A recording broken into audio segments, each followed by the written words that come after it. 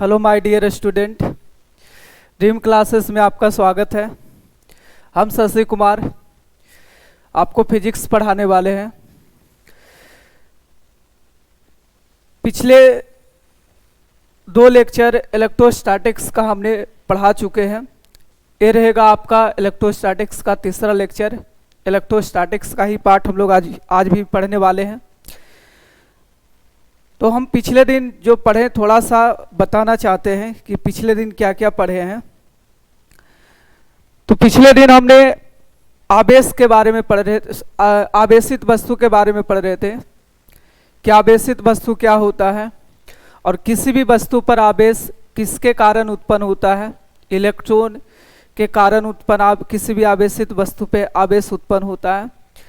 उसके बाद हमने आवेशित वस्तु का प्रकार पढ़े कि आवेशित वस्तु का प्रकार कितना होता है।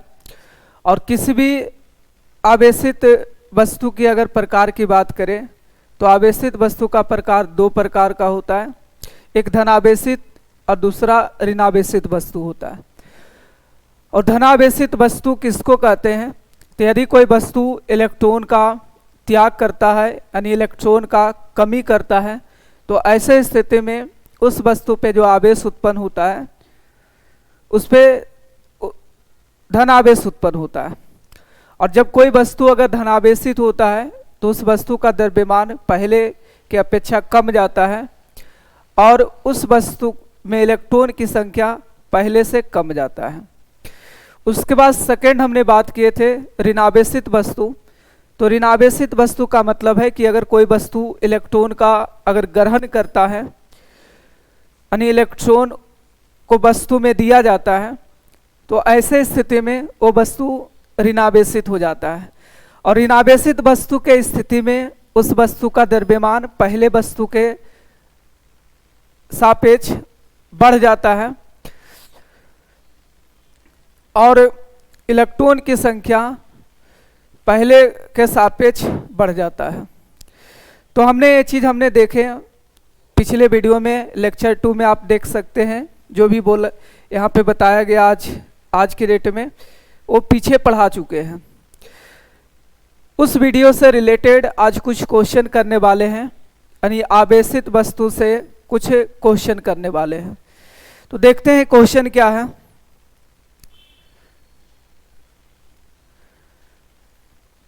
यहाँ पे क्वेश्चन है कि जब किसी वस्तु को आवेशित किया जाता है तो उसका द्रव्यमान बढ़ता है, ऑप्शन में बढ़ता है, घटता है, अचर रहता है या बढ़ या घट सकता है।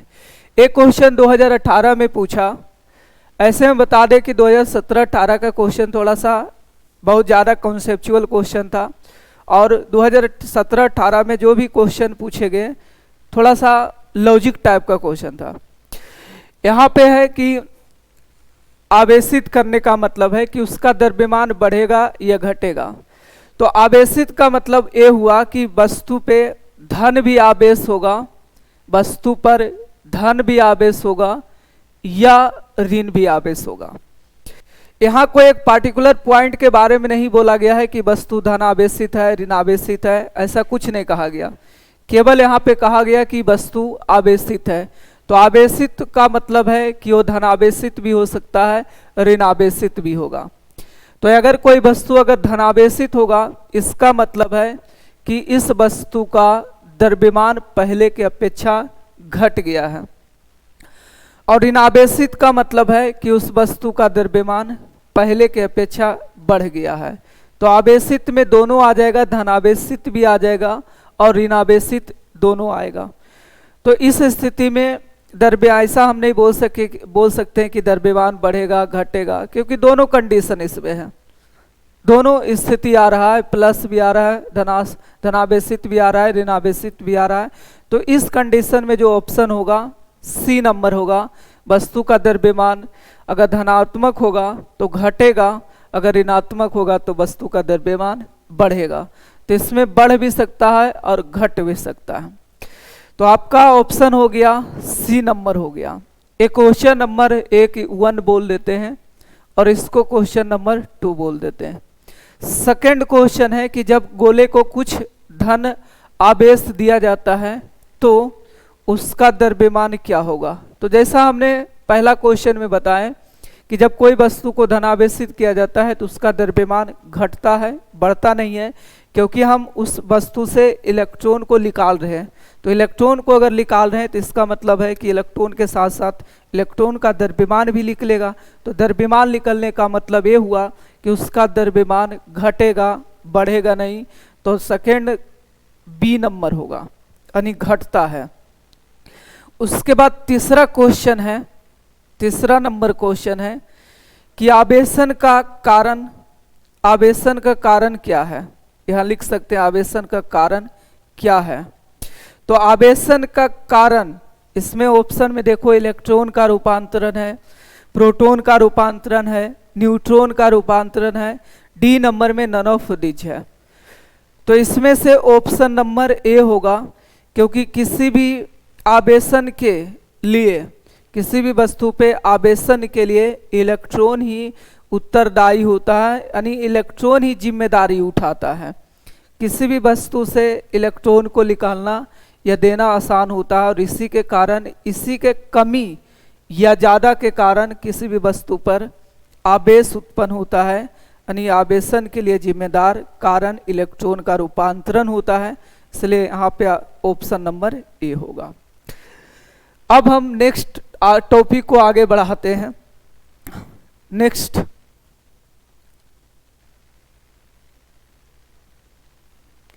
कुछ छोटा छोटा और पॉइंट है। मूल आवेश, मूल आवेश,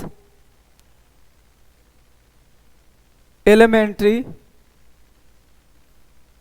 एलिमेंट्री चार्ज, एलिमेंट्री चार्ज।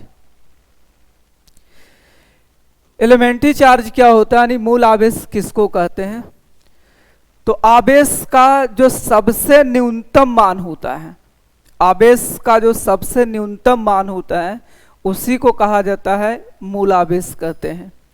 तो आवेश का सबसे न्यूनतम मान होता है, इलेक्ट्रॉन पे आवेश, प्रोटॉन पे आवेश होता है, लेकिन मूल आवेश में लिया जाता है जो प्रोटॉन का आवेश होता है। एक प्रोटॉन पे जो आवेश होते हैं उसी आवेश को कहा जाता है मूल आवेश कहते हैं। तो यहाँ पे लिख सकते हैं कि मूल आवेश का मतलब क्या हो गया, डिफिनीशन यहाँ पे लिखते हैं कि आवेश, आवेश का वह न्यूनतम, यानी सबसे छोटा, आवेश का वह न्यूनतम मान, आवेश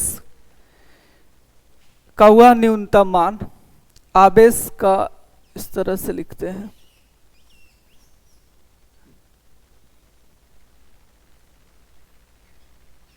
आवेश का न्यूनतम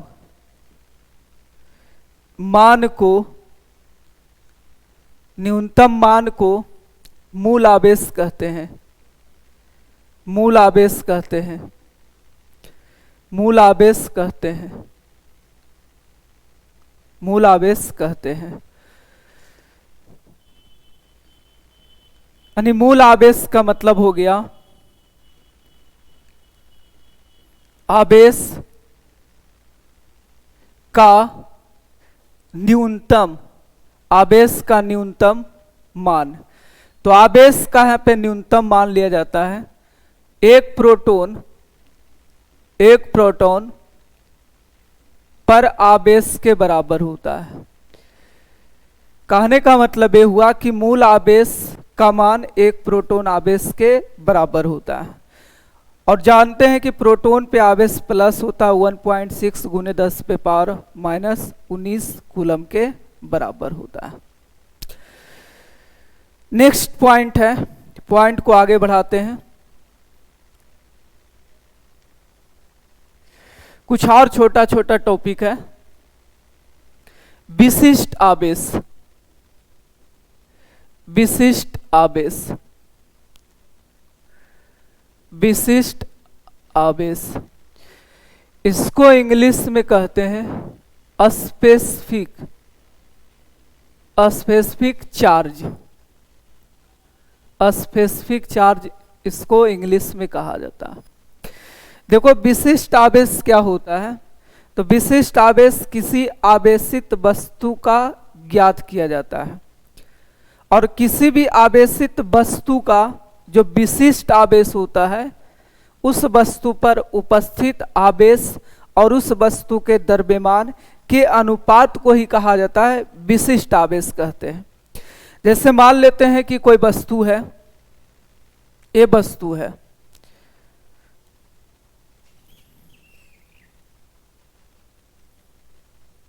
ये कोई आवेशित वस्तु है, इस पर आवेश Q है, Q आवेश है, आवेश Q, और इसका द्रव्यमान स्मॉल m है।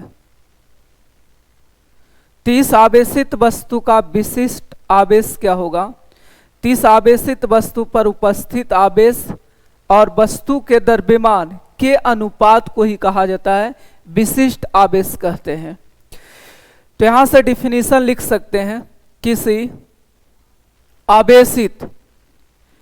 आवेशित वस्तु पर उपस्थित, किसी आवेशित वस्तु पर उपस्थित आवेश स्मॉल q तथा द्रव्यमान के अनुपात को विशिष्ट आवेश कहते हैं, विशिष्ट आवेश कहते हैं, विशिष्ट आवेश कहते हैं।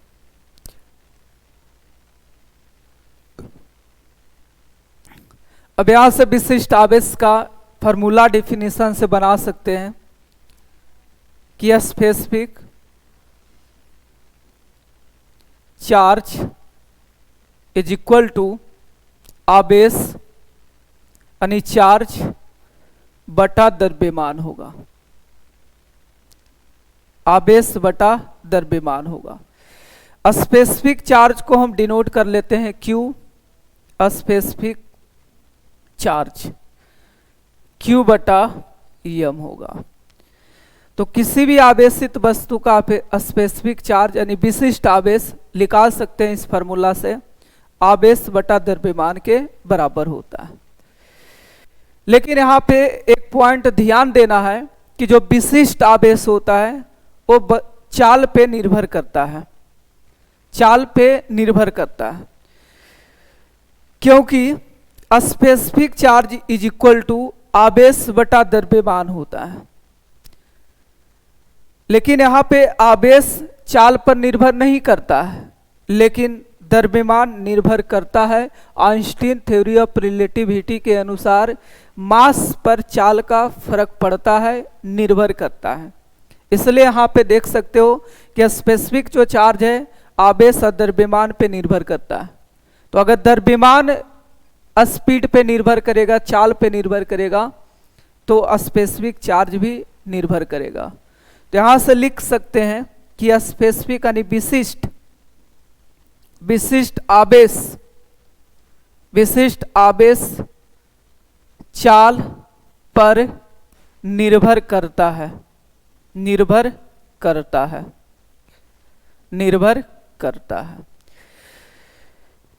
विशिष्ट आवेश चाल पर निर्भर करता है। क्यों निर्भर करता है? क्योंकि विशिष्ट आवेश बराबर होता आवेश बटा मास होता है। आवेश चाल पे निर्भर नहीं करता है, लेकिन द्रव्यमान चाल पर निर्भर करता है।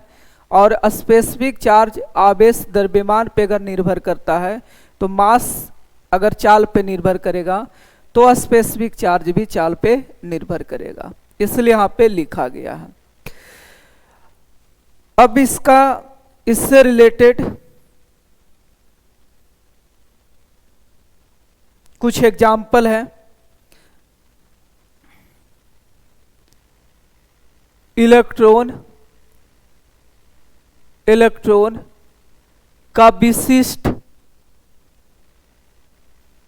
आवेश, इलेक्ट्रॉन का विशिष्ट आवेश कितना होता है। आपको बोर्ड में भी पूछा गया है कि इलेक्ट्रॉन का विशिष्ट आवेश क्या है, तो आपको रटना नहीं है। आप अगर स्पेसिफिक चार्ज के बारे में आप समझ लिए हैं कि स्पेसिफिक चार्ज होता क्या है, तो उससे किसी भी आवेशित वस्तु का विशिष्ट आवेश निकाल सकते हैं।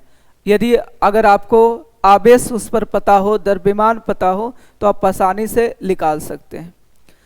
तो उसी तरह से यहाँ पे देख सकते हैं कि इलेक्ट्रॉन का अगर विशिष्ट आवेश अगर निकालना है तो विशिष्ट आवेश का सूत्र होता है, स्पेसिफिक चार्ज का सूत्र होता है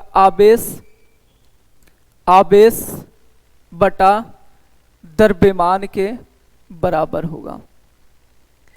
तो इलेक्ट्रॉन का आवेश कितना होता है, हम इलेक्ट्रॉन का विशिष्ट आवेश निकाल रहे हैं, तो इलेक्ट्रॉन पर आवेश कितना होगा, तो हमें जानते हैं इलेक्ट्रॉन पे आवेश 1.6 गुने 10 पे पावर माइनस 19 कूलम होता है, और इलेक्ट्रॉन का द्रव्यमान 9.1 गुने 10 पे पावर माइनस 31 kg के बराबर होता है। इसको सोल्व करने के बाद इसका वैल्यू आएगा 1.78 गुने 10 पे पावर 11 कूलम बटा kg आएगा। और इसको लिख सकते हैं, लगभग आपको दिया रहेगा 1.8 गुने 10 पे पावर 11 कूलम बटा kg होगा। यानी किसी भी आवेशित वस्तु का विशिष्ट आवेश निकाल सकते हैं, जैसे इलेक्ट्रॉन का हमने निकाला, क्योंकि इलेक्ट्रॉन का निकालने का मतलब है कि इलेक्ट्रॉन पे आवेश पता है, द्रव्यमान पता है, इसको सोल्व करके इस इलेक्ट्रॉन का विशिष्ट आवेश निकाल सकते हैं। नेक्स्ट बात को आगे बढ़ाते हैं।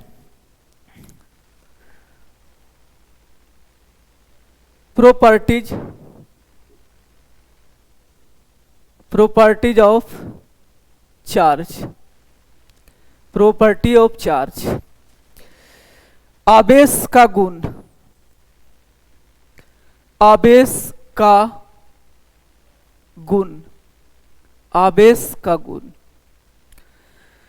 आवेश का गुण कितना होता है, कितने प्रकार के होते हैं, तो आवेश का गुण 3 प्रकार का होता है। पहला गुण के द्वारा किसी निकाय में अगर बहुत सारे आवेश अगर स्थित है तो उस निकाय में टोटल आवेश कितना होगा उसको कैलकुलेट किया जाता है गुण के द्वारा, जिसको कहा जाता है एडिटिविटी ऑफ चार्ज, यानी आवेश का योजिता कहते हैं। दूसरा चार्ज का दूसरा प्रॉपर्टी के द्वारा किसी भी आवेशित वस्तु पे आवेश कैलकुलेट किया जाता है, ज्ञात किया जाता है, क्योंकि हम जानते हैं कि अगर कोई भी आवेशित वस्तु है तो उस पर आवेश कितना होगा हमें ये बताना होगा। तो तीसरा प्रॉपर्टी आवेश के दूसरा प्रॉपर्टी से किसी भी आवेशित वस्तु पे आवेश ज्ञात किया जाता है। तीसरा प्रॉपर्टी है कि अगर कोई भी विलगित निकाय है और उस विलगित निकाय में बहुत सारे अगर वस्तु है और उन वस्तुओं के बीच अगर कोई प्रक्रिया करवाते हैं तो इस स्थिति में प्रक्रिया के पहले और प्रक्रिया के बाद वस्तु पे यानी उस निकाय में कितना आवेश होगा, यानी आवेश का लॉस होगा या आवेश बढ़ेगा, वो तीसरा प्रॉपर्टी के द्वारा ज्ञात किया जाता है, जिस प्रॉपर्टी को कहते हैं आवेश का संरक्षण का सिद्धांत कहते हैं। तो चलते हैं एक एक करके प्रॉपर्टी को बात को आगे बढ़ाते हैं, देखते हैं। पहला प्रॉपर्टी है एडिटिविटी ऑफ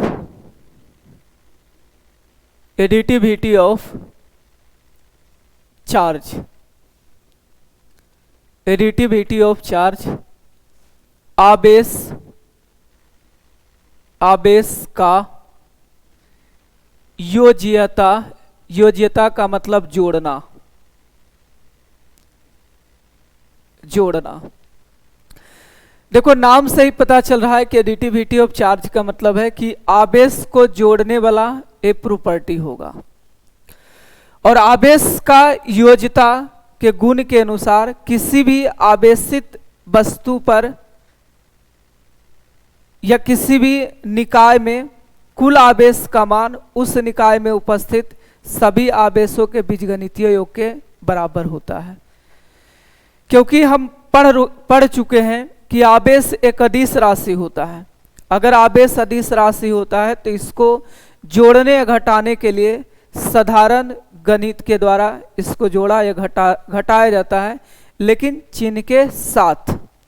तो एडिटिविटी ऑफ चार्ज का मतलब ये हो गया कि आवेश का वह गुण है जिस गुण के द्वारा किसी निकाय में कुल आवेश का मान उस निकाय में उपस्थित सभी आवेशों के बीजगणितीय योग के बराबर होता है। ऐसा इसलिए होता है क्योंकि आवेश एक अदिश राशि होता है और अदिश राशि को जोड़ने या घटाने के लिए हमें ज़्यादा नियम की आवश्यकता नहीं होता है।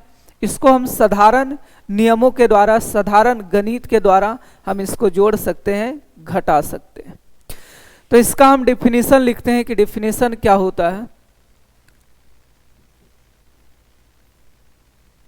आवेश का वह गुण, आवेश का वह गुण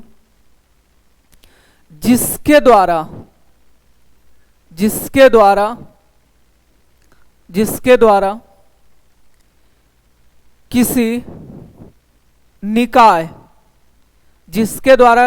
किसी निकाय में उपस्थित कुल आवेश का मान सभी आवेशों का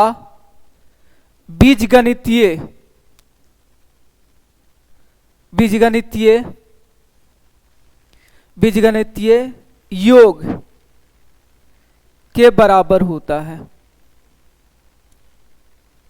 बीजगणितीय योग के बराबर होता है, बराबर होता है। देखो यहां डेफिनेशन फिर से हम पढ़ देते हैं कि एडिटिविटी का मतलब होता है आवेश के जोड़ने वाला एक प्रॉपर्टी होता है। और एडिटिविटी ऑफ चार्ज के अनुसार आवेश का वह गुण है जिसके द्वारा किसी निकाय में उपस्थित कुल आवेश का मान सभी आवेशों का बीजगणितीय योग के बराबर होता है। बीजगणितीय योग का मतलब है कि इसको चिन्ह के साथ हमें जोड़ना है, ध्यान रख के कि कौन सा आवेश प्लस है, कौन सा आवेश माइनस है। जैसे मान लेते हैं कि यदि किसी निकाय में n आवेश Q1, Q2, Q3 dot dot Q1 आवेश Q1 स्थित है तो Q1 स्थित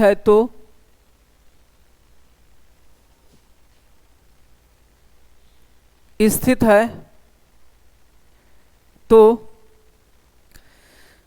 उस निकाय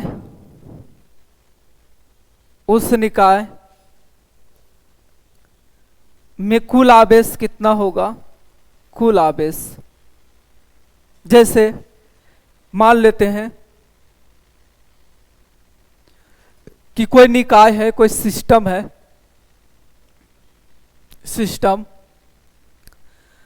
और इस निकाय में Q1 आवेश है, दूसरा Q2 आवेश है, तीसरा Q3 आवेश है, चौथा Q4 है।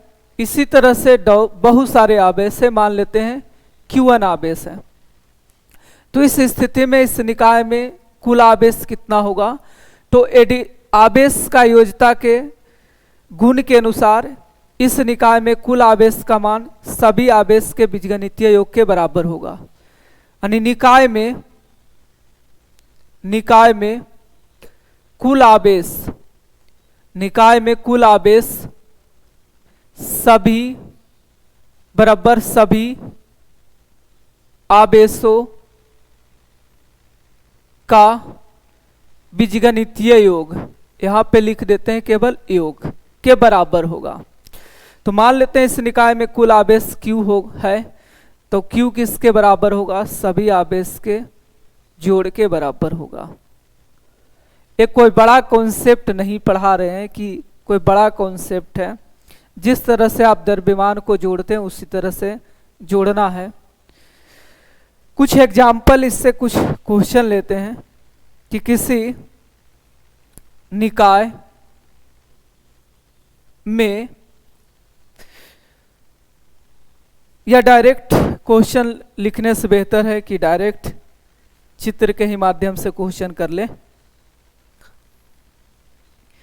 कि मान लेते हैं कोई निकाय है, इस निकाय में, इस सिस्टम में +2 कूलम आवेश है, +4 कूलम आवेश है, -1 कूलम है। तो इस सिस्टम में कुल आवेश का मान कितना होगा? तो सभी आवेश के बीजगणितीय योग के बराबर होगा, यानी चिन्ह के साथ जोड़ना है। +2 कूलम +4 कूलम -1 कूलम के बराबर होगा, यानी टोटल अगर चार्ज होगा तो 4 और 2 6 में से 1 गया, +5 कूलम होगा, यानी इस वस्तु पे आवेश +5 कूलम के बराबर होगा। एक थोड़ा क्वेश्चन देखते हैं, इससे हट के क्वेश्चन, कि कोई विलगित निकाय है, किसी विलगित या किसी निकाय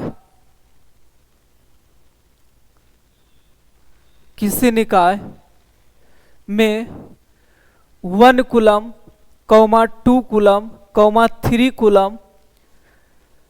10 कूलम आवेश है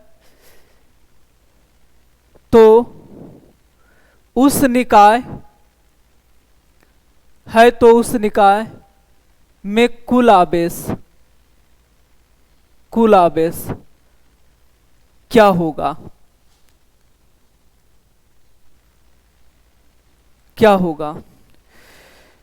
कोई निकाय है, इस निकाय में 1 कूलम है, 2 कूलम आवेश है, 3 कूलम है, 4 कूलम है, इसी तरह से 10 कूलम आवेश है। तो ऐसे कंडीशन में इस निकाय में टोटल आवेश कितना होगा?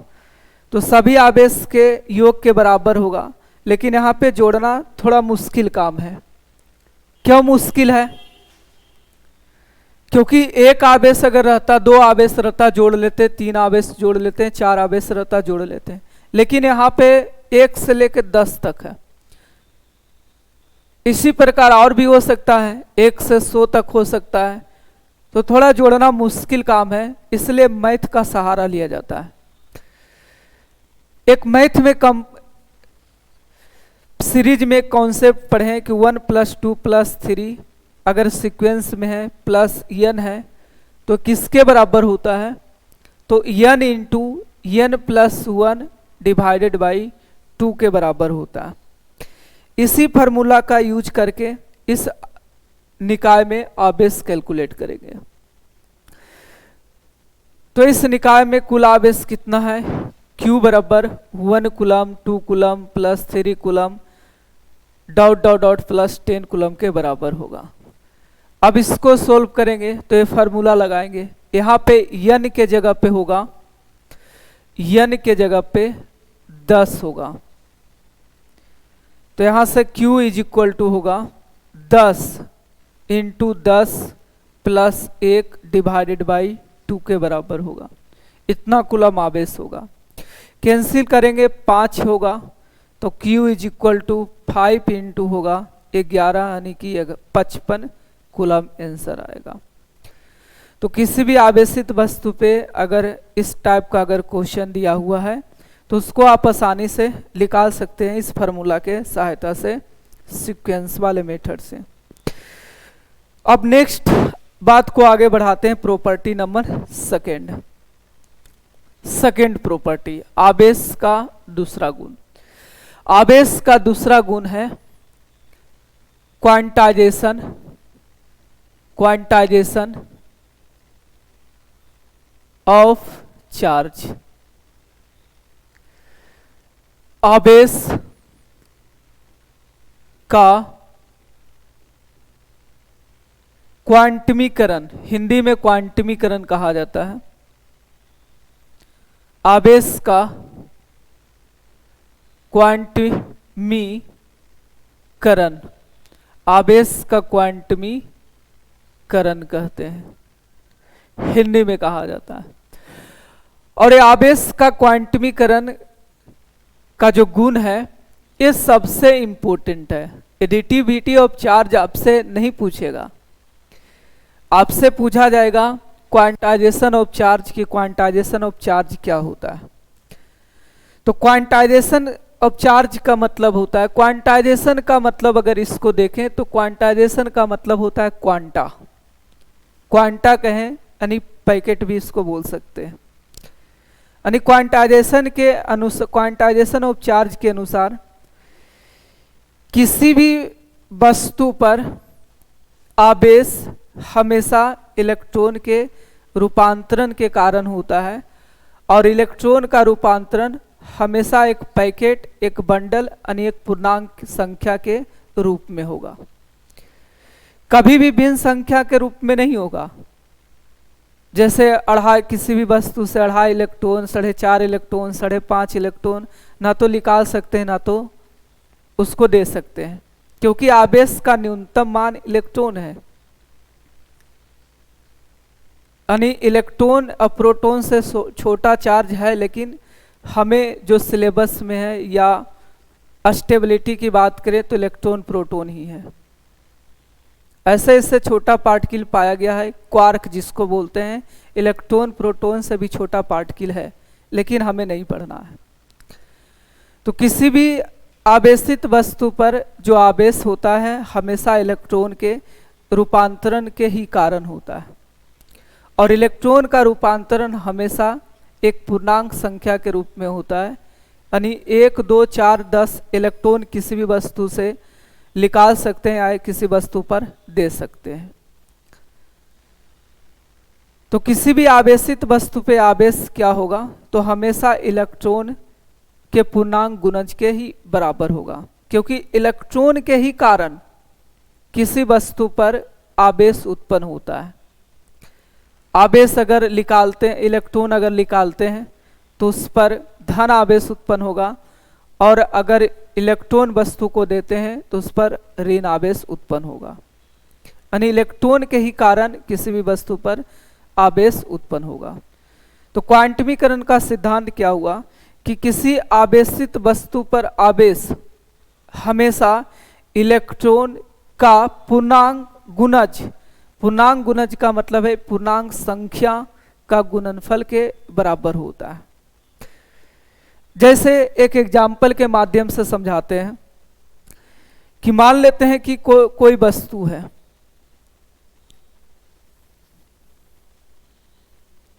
कोई दो वस्तु है, ए वस्तु दूसरे को बी वस्तु बोल देते हैं।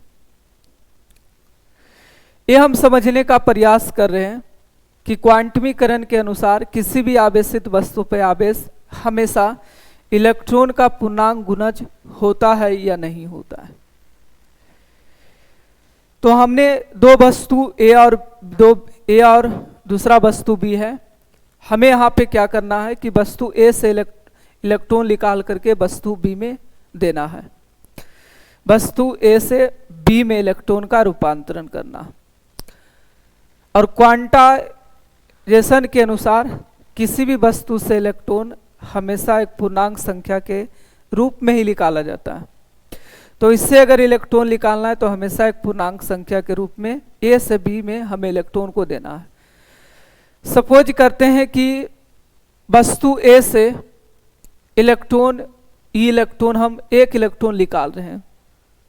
अभी ये मान लेते हैं कि न्यूट्रल है, ये न्यूट्रल है, न्यूट्रल बॉडी है, यानी उदासीन है, इस पे कोई आवेश नहीं है। ये भी न्यूट्रल है। न्यूट्रल बॉडी है,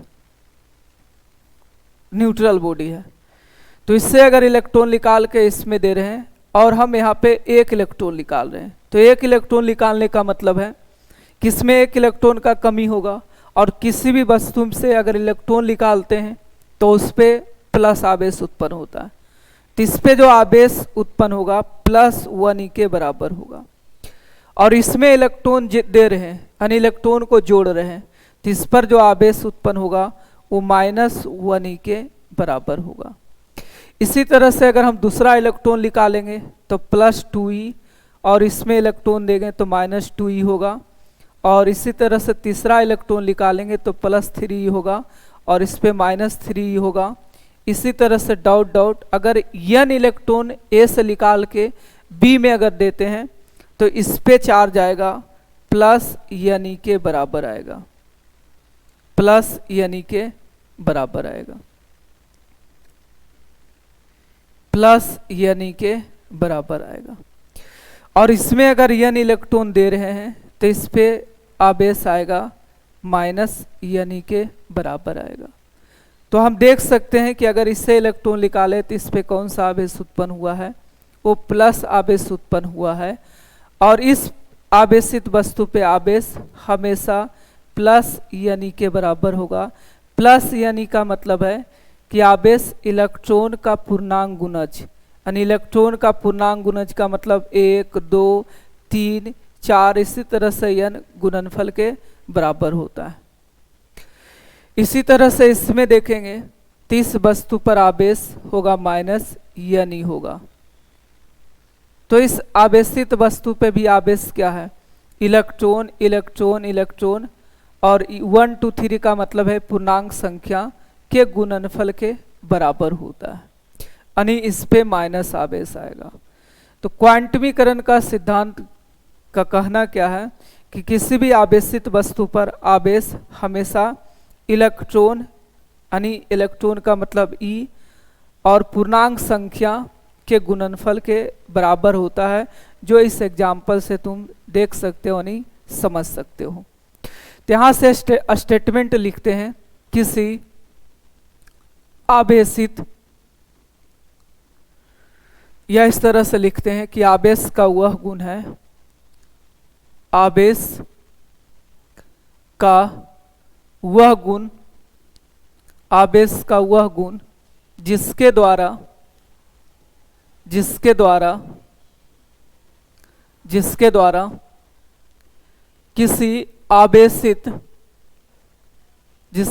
किसी आवेशित वस्तु पर आवेश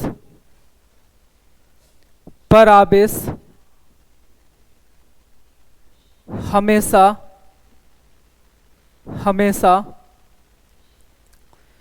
इलेक्ट्रॉन ब्रैकेट में E का पूर्णांक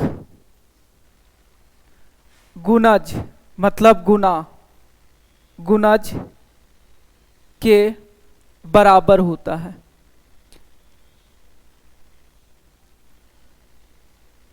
है,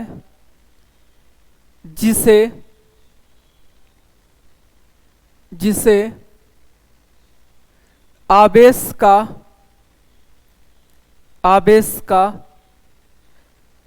क्वांटमीकरण का सिद्धांत कहते हैं, क्वांटमीकरण का सिद्धांत कहते हैं, आवेश का क्वांटमीकरण का सिद्धांत कहते हैं। तो क्वांटाइजेशन के अनुसार किसी, अतः में लिख सकते हैं, अतः किसी आवेशित, या संक्षेप में लिख लेते हैं, आवेशित वस्तु पर आवेश हमेशा इलेक्ट्रॉन का पूर्णांक गुणज के बराबर होगा, यानी n के बराबर होगा। लेकिन किसी भी वस्तु पे आवेश प्लस भी होता है माइनस भी होता है, इसलिए यहाँ पे प्लस माइनस हमें लिखना जरूरी होता है। तो Q बराबर आ गया प्लस माइनस यानी के बराबर। इसी को कहा जाता है quantization, quantization, quantization of charge कहते हैं। अब केवल क्वांटाइजेशन ऑफ चार्ज के लिए अगर डिफाइंड करना है, डिफिनीशन बोर्ड में लिखना है, तो केवल इस फार्मूला को याद रखो कि किसी भी आवेशित वस्तु पे जो आवेश होगा वो हमेशा किसके बराबर होगा।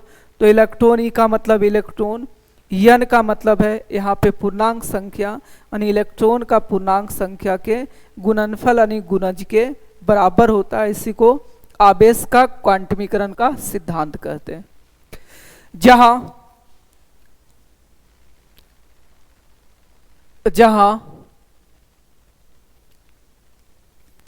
यहां पे लिखा गया है Q बराबर प्लस यानी, तो Q के बारे में हम जानते हैं कि आवेश इसको बोलते हैं। यन यहाँ पे है एक पूर्णांक संख्या, और पूर्णांक संख्या 1 2 3 4 5 6 इस तरह से हम किसी भी वस्तु से इलेक्ट्रॉन का रूपांतरण करेंगे।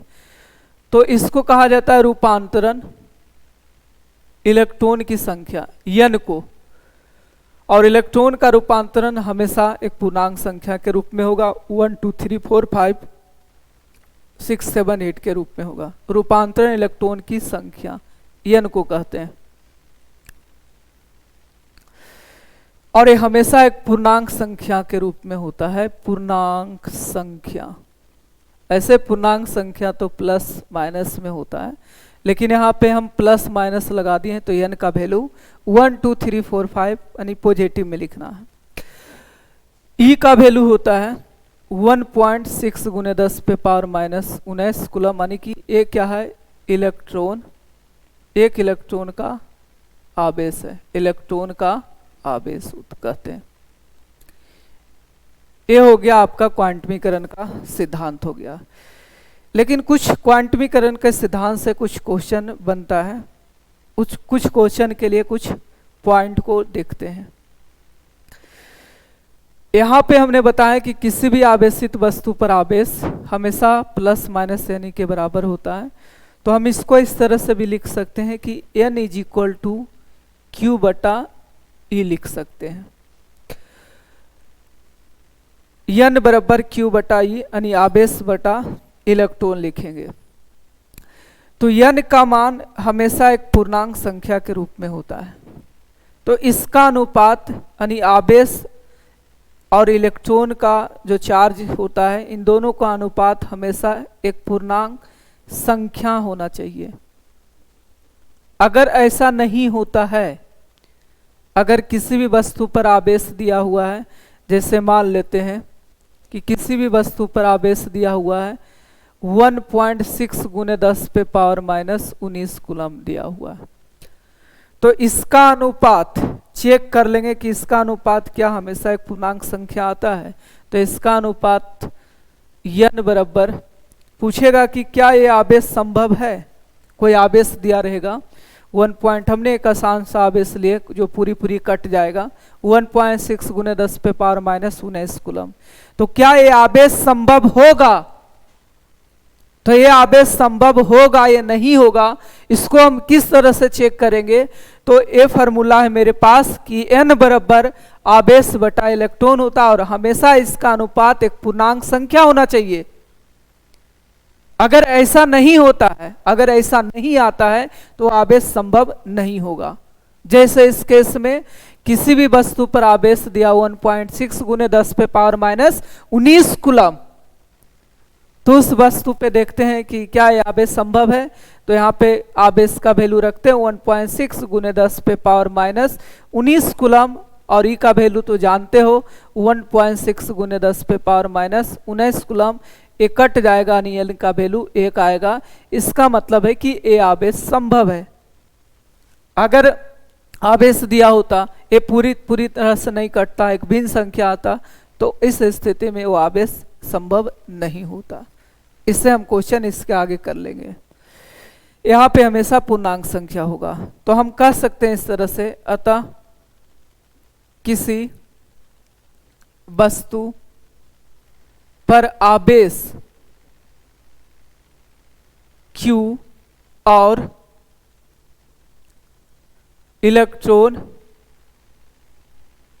इलेक्ट्रॉन का अनुपात, इलेक्ट्रॉन का अनुपात हमेशा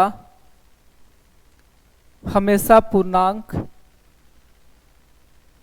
संख्या होगा। अगर ऐसा नहीं होता है तो आवेश संभव नहीं होगा। जैसे यहाँ पे लिख देते हैं कि n is equal to Q बटा ई, अगर पूर्णांक संख्या नहीं आता है, पूर्णांक संख्या नहीं है यानी कि भिन्न संख्या है, भिन्न संख्या है, तो ऐसे कंडीशन में ये जो चार्ज है, जो चार्ज दिया रहेगा वो यहाँ पे होगा नॉट पॉसिबल, यानी संभव नहीं होगा, ये कभी भी संभव नहीं होगा।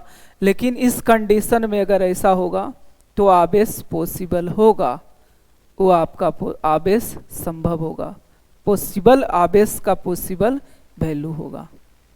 अगर ऐसा नहीं हुआ तो आवेश पॉसिबल नहीं होगा। चलते हैं क्वेश्चन, एक साधारण सा क्वेश्चन लिखते हैं यहाँ पे। अगला पॉइंट,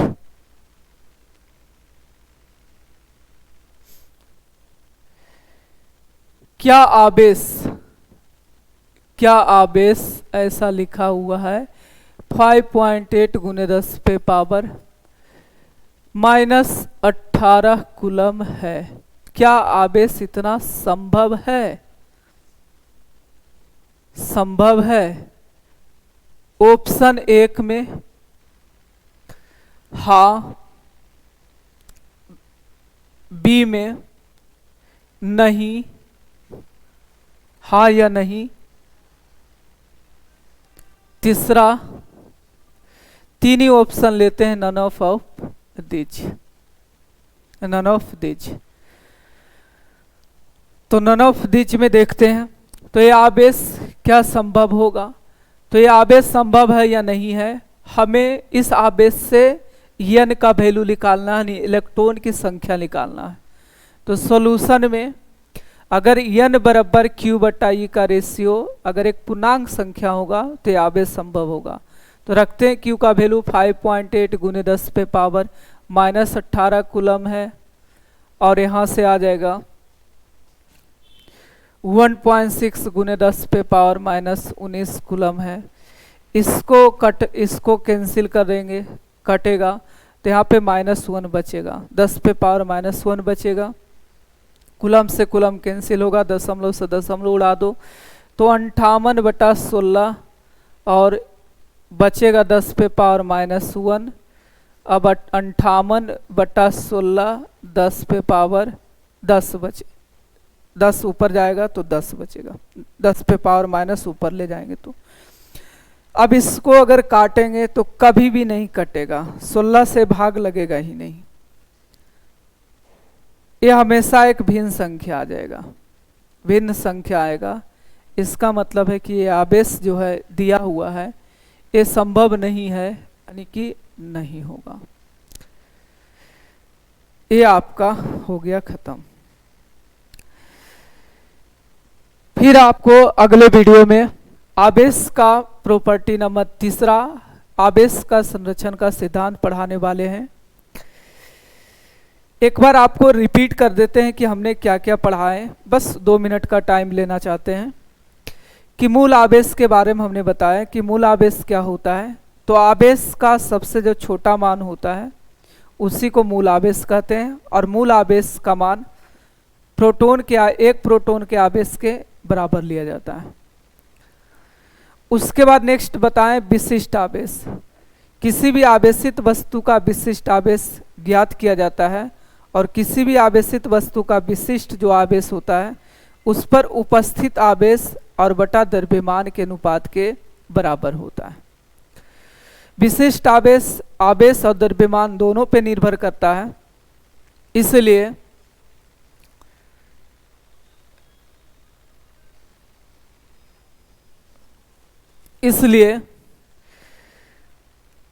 विशिष्ट आवेश चाल पे निर्भर करेगा, क्योंकि आवेश अगर निर्भर नहीं करेगा चाल पे, लेकिन आवेश निर्भर करता है।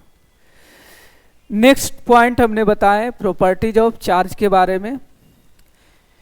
आवेश का प्रॉपर्टी 3 होता है। पहला है additivity of charge. Additivity of charge में किसी भी सिस्टम में अगर बहुत सारे आवेश है तो उस सिस्टम में टोटल आवेश कितना होगा उसको जोड़ने के लिए एक गुण होता है। और एडिटिविटी के अनुसार किसी भी आवेशित वस्तु पर कुल आवेश का मान उस निकाय में उपस्थित सभी आवेश के बीजगणितीय योग के बराबर होता है। क्योंकि जानते हैं कि आवेश एक अदिश है, तो अगर अदिश है तो उसको जोड़ने के लिए हमें साधारण गणित का पालन करते हैं, यानी केवल चिन्ह के साथ हमें जोड़ना होता है। नेक्स्ट हमने बताया quantization of charge. Quantization of charge का मतलब, क्वांटाइजेशन ऑफ चार्ज में किसी भी आवेशित वस्तु पर आवेश कैलकुलेट किया जाता है। और क्वांटाइजेशन ऑफ चार्ज के अनुसार किसी भी आवेशित वस्तु पर आवेश हमेशा इलेक्ट्रॉन के पूर्णांक गुणज के बराबर होता है। ऐसा इसलिए होता है क्योंकि किसी भी वस्तु पर आवेश हमेशा इलेक्ट्रॉन के रूपांतरण के ही कारण होता है, यानी ज़्यादा और कमी के वजह से होता है। और इलेक्ट्रॉन का रूपांतरण हमेशा एक पूर्णांक संख्या के रूप में होता है, हमेशा एक बंडल के रूप में होता है, यानी भिन्न संख्या के रूप में नहीं होता है। इसलिए किसी भी आवेशित वस्तु पे आवेश हमेशा इलेक्ट्रॉन के पूर्णांक गुणज के बराबर होता है। इसी को आवेश का क्वांटमीकरण का सिद्धांत कहते हैं। आशा करते हैं कि आपको बेहतर समझ में आ रहा होगा। कोशिश कर रहे हैं कि आपको बेहतर से बेहतर समझाया जाए। आपको धीरे धीरे जो भी आपको कॉन्सेप्ट फिजिक्स का पढ़ाया जाएगा, धीरे धीरे आपको अगर कंटिन्यू मेरा लेक्चर देख रहे हैं तो आपको धीरे धीरे समझ में आने लगेगा कि हम क्या पढ़ा रहे हैं। चलते हैं, आज इतना काफ़ी है। फिर अगले वीडियो में आपसे मुलाकात होगा। बाय।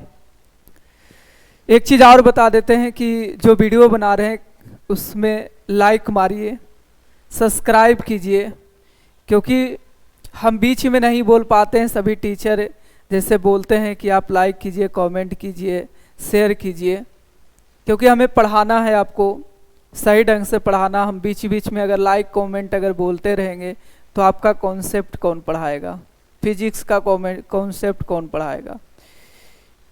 क्योंकि टाइम लिमिटेड होता है, 1 घंटा में आपको सब पढ़ाना होता है। लाइक कमेंट तो आप कर ही लीजिएगा, उतना पता है, क्योंकि सभी वीडियो के माध्यम से आप सीख ही लेते हैं कि लाइक कमेंट करना है। सब टीचर तो बोलते ही हैं, इसलिए आपका आदत बन गया है कि लाइक कमेंट तो आप कर ही दीजिएगा। ठीक है, बाय, फिर मिलते हैं।